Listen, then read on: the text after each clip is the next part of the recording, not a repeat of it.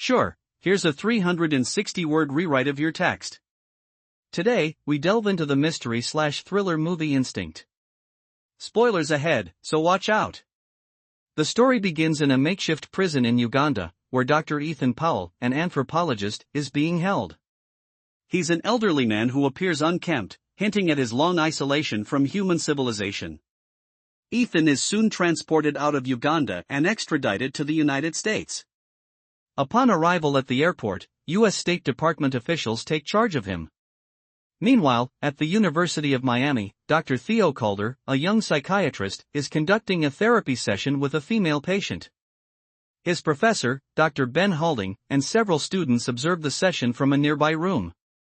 Theo's approach is different. He doesn't just diagnose the patient but seeks to understand her by befriending her. This approach helps the patient recognize that she may have a mental illness, and Theo offers to help her. It's clear that Theo is highly intelligent and resourceful, using empathy to guide his practice. Later, Theo is assigned a new task by Dr. Ben, to evaluate Ethan Powell. It's revealed that Ethan had been missing in the Ugandan forests for 2 years and is now arrested for the murder of 2 park rangers. Not long after, the U.S. state agents escort Ethan to a holding room at Miami International Airport. However, something goes wrong. The door to the holding room doesn't open, and the agents realize they don't have the key. One officer tries to force open the door, but this causes an alarm to go off, creating confusion among the agents. Unbeknownst to them, the loud noise is disturbing Ethan. Having spent 2 years in the peaceful Ugandan jungle, the sharp sound of the alarm triggers intense irritation in him, foreshadowing the psychological conflict to come. Unable to bear the noise, Ethan loses control. He pushes past a few guards and escapes from the scene. News of his escape quickly reaches the airport's security, and several cops rush to stop him. But Ethan proves to be quick and agile, dodging the officers at every turn. When the police finally corner him, Ethan reacts violently, attacking anyone within reach. However, he halts when he spots his daughter, Liv, who had been waiting for his arrival in the airport's lounge. The sight of her momentarily calms him, and he's subdued by a group of officers and taken back into custody. At the University of Miami, Dr. Theo Calder begins researching Ethan's case. It's revealed that Ethan had been living among mountain gorillas in the Virunga forest of Uganda. After killing 2 park rangers, he was captured and held in an African prison for a year. Since the incident, Ethan has not spoken a word to anyone. The U.S. authorities have given him a 30-day evaluation period before his trial, and Theo persuades his superior to allow him to take charge of the evaluation. Meanwhile, Ethan is taken to Harmony Bay Correctional Facility, where mentally ill criminals are held for psychological assessment. The facility has a peculiar system. Each day, one prisoner is given a card, and the one who gets the ace of diamonds is granted 30 minutes of fresh air.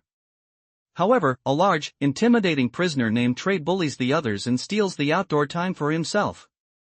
The next day, Theo arrives at Harmony Bay, where he's informed of his responsibilities. He learns that he has full jurisdiction over Ethan's 30-day evaluation, but there's a catch. Theo must work as a temporary staff member in the prison's psychiatric department. Though reluctantly, Theo agrees to the conditions and prepares for his first meeting with Ethan. Theo's first session with Ethan takes place in an empty storage room, where 2 guards stand by, ensuring the rules are followed. Theo is instructed not to bring or take any unauthorized items from the prisoner, and he must keep his distance.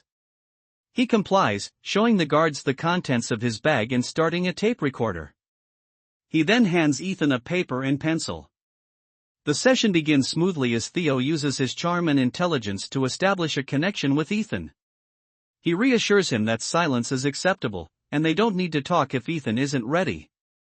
Theo's patient, empathetic approach sets the tone for what will likely be a complex and revealing evaluation. During their sessions, Ethan, though largely silent, finds a chance to express his emotions.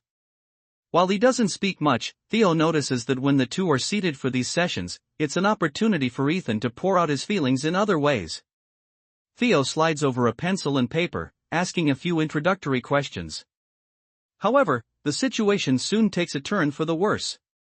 The prison guards, trained to be highly vigilant due to the dangerous nature of their job, start growing increasingly concerned. When Ethan reaches across the table to return the pencil, they interpret this as a potential threat. Fearing an act of aggression, the guards immediately spring into action, aggressively subduing Ethan with intense force. This triggers a wave of anger in Theo, who lashes out at the guards for their excessive reaction. He quickly ends the session, feeling frustrated and helpless. Later, Theo learns that the psychiatric patients at Harmony Bay are being administered extremely high doses of medication, which significantly dulls their senses. Disturbed by this, Theo approaches the warden, requesting that the dosages be reduced. However, the warden dismisses his concerns, brushing him off as if the issue isn't worth addressing. The lack of support further compounds Theo's frustrations. A few days later, the prison's chief guard distributes the daily cards, and to Theo's surprise, Ethan receives the ace of diamonds, granting him his 30 minutes of fresh air. As lunchtime arrives, the psychiatric patients gather in the gymnasium, where the usual routine unfolds. Trey, the facility's bully, threatens everyone to show their cards. He eventually makes his way to Ethan, who is sitting quietly with his head down.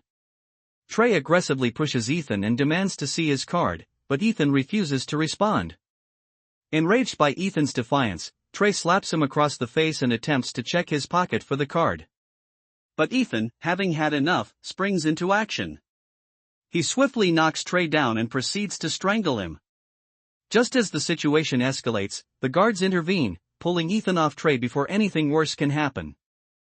Over time, Ethan had shed his material possessions, his small sword, binoculars, and other tools, choosing to live as the gorillas did. He embraced the simple, primal life, free from the constraints of modern society. But as the conversation unfolds, Theo shifts the focus. He asks Ethan why he left his family and adopted the gorillas as his kin.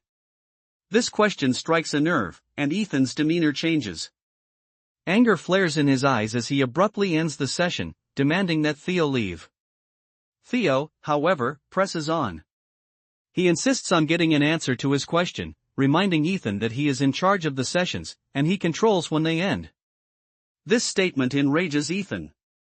With surprising strength, he grabs Theo and slams him against the table. Theo struggles to break free, but Ethan, even at his advanced age, is surprisingly powerful. In a chilling moment, Ethan places duct tape over Theo's mouth, silencing him completely. He then calmly states that the concept of control is an illusion.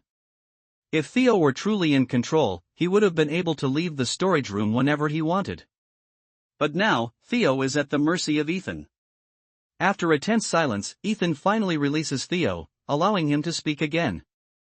This confrontation leaves Theo shaken, realizing just how complex and volatile his patient truly is. As the days pass, Theo becomes increasingly stunned by Ethan's perspective on control. He realizes that Ethan's view of life and the world is much deeper than what he had initially thought. When Ethan removed the tape from Theo's mouth, it left him reeling, wondering how the anthropologist had such an impeccable understanding of the illusion of control. Theo starts to comprehend Ethan's perspective on a deeper level. Humanity's obsession with dominion over the earth and its creatures has caused untold suffering. If humans could relinquish their desire to control everything around them and embrace a more harmonious existence, they would be much freer. This new understanding shifts Theo's objective. He is no longer solely focused on the evaluation or the therapy. Now, he is determined to uncover the truth behind Ethan's actions, what drove him to murder the park rangers. This knowledge could potentially help reduce Ethan's sentence or even secure his freedom. One day, Theo manages to get special permission to take Ethan to a nearby wildlife conservation center. It turns out that Ethan used to work at the center years ago. The two are left alone near a cage housing a male silverback gorilla, a sight that deeply affects Ethan. The sight of the gorilla, mentally and physically broken by captivity, hits Ethan hard, stirring painful memories of his time with the gorillas in the wild. Finally, after holding back for so long, Ethan agrees to share the incident that led to the murders. He recounts how a group of forest rangers had discovered his discarded belongings in the jungle months after he had abandoned his human life. When the rangers tracked down the gorillas, they misunderstood the situation and began firing at the animals.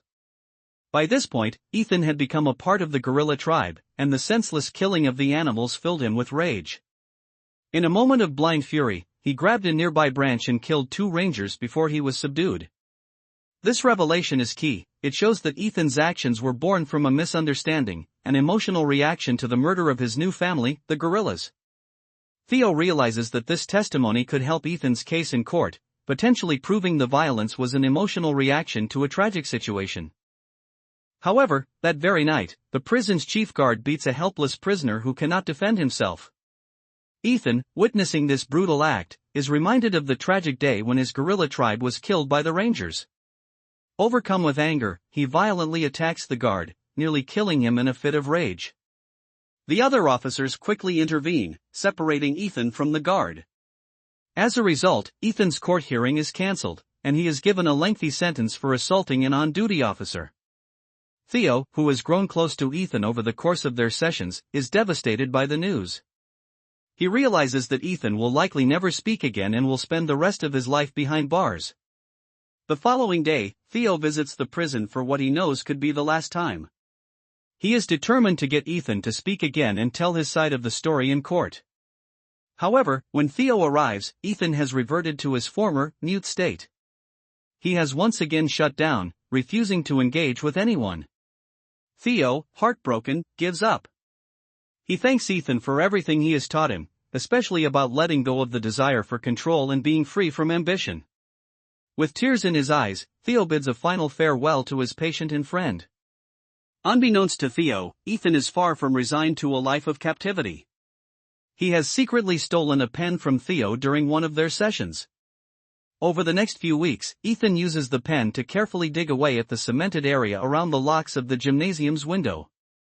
One day, while the guards are distracted by a fight between two inmates, Ethan escapes through the broken window. The film ends with Ethan walking through the dense forests of Virunga, free once again, days later, as he reconnects with the world he had once left behind. Ethan's escape symbolizes his ultimate rejection of captivity and control, finding peace once again in the wild among the gorillas he had once called family.